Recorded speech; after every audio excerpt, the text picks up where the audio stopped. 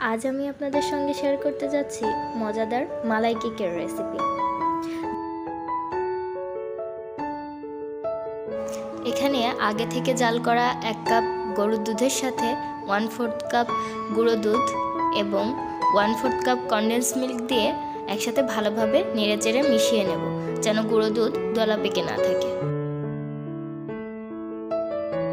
ভালোভাবে মেশানো হয়ে গেলে প্যানটি চুলায় বসিয়ে অনবরত নাড়তে থাকবে।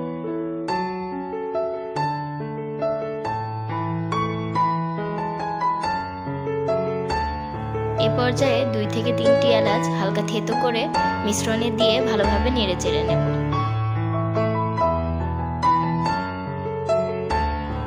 অনবরত নাড়াচাড়া করে মিশ্রণটি ঘন হয়ে আসলে নামিয়ে নেব।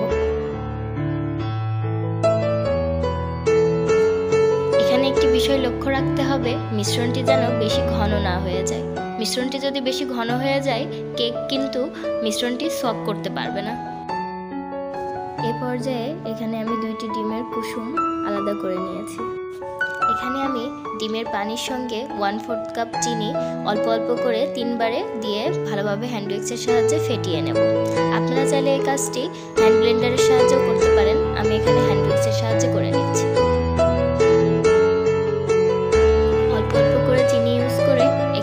তৈরি করে নেব।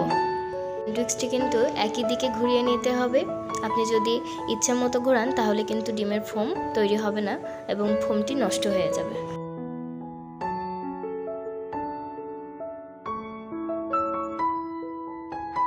এরকম ফোমি ভাব চলে আসলে এই পর্যায়ে কুসুম 2টি অ্যাড করে দেব। আবারও ভালোভাবে ফেটিয়ে নেব। এরপর 1/3 কাপ ময়দা ও 1 চা চামচ বেকিং পাউডার দিয়ে একটি চালনির সাহায্যে চেলে মিশ্রণটির সঙ্গে মিশিয়ে নেব। আলতোভাবে মেশাবো যেন ডিমের ফোম নষ্ট না হয়।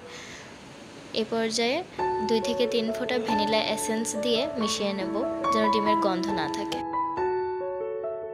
এবার কেকের একটি মোল্ডে সামান্য তেল ব্রাশ করে মিশ্রণটি ঢেলে নেব। আমি এখানে একটি পাতিল 10 মিনিটের জন্য ফ্রি হিট করে নিয়েছিলাম। এবার এই মোল্ডটি খুব সাবধানের সাথে মোল্ডটি বসিয়ে একটি ঢাকনার সাহায্যে ঢেকে দেব। এবার 30 মিনিট পর একটি কাঠি বা টুথপিকের সাহায্যে চেক করে নেব যে আমাদের কেকটি হয়েছে কিনা।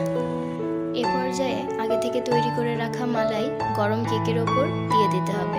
মালাইটি ঠান্ডা এবং কেকটি গরম হতে হবে এবং ওপর দিয়ে কিছু বাদাম কিচমিচ কুচি দিয়ে সাজিয়ে দেব। কেকটি ভালোভাবে মালাই সক করে নিয়েছে।